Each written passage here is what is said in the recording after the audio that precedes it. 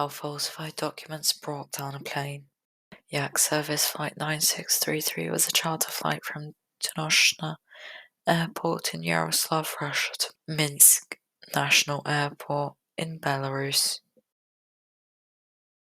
The aircraft in use was a Yakolev Yak-42 registered as RA-42434, with its first flight being in 1993, with approximately 60% of its service life remaining. On board were only the players and coaches of the Lokomotiv Yaroslav ice hockey team. The team was a good team but mainly played in Russian competitions or tournaments with post-Soviet countries. Their names and ages are on the screen now. The youngest was an 18-year-old Russian defense player, and the oldest was a Canadian coach. The pilots flying were Andrei and Solomostov, with 6,900 flight hours, with 1,500 on the Yak-42.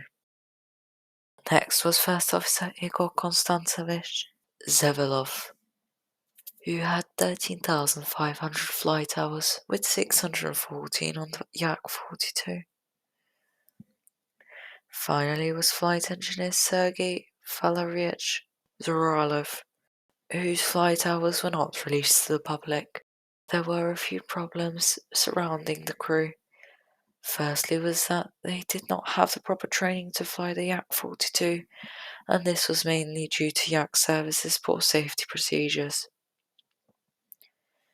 Also relating to this is how the crew were trained on the Yak-40, which had different brake pedals where the crew could rest their feet without the brakes applying. Secondly, the captain should not have been fit to fly since he had a neurological problem where he could not feel the pressure in his feet.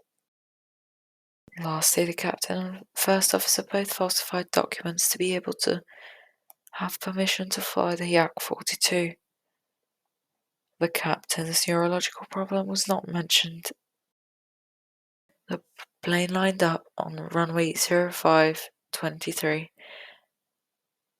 However, again due to poor safety and training of the Yak Service, the pilots did not calculate their takeoff speed or know their aircraft abort speed.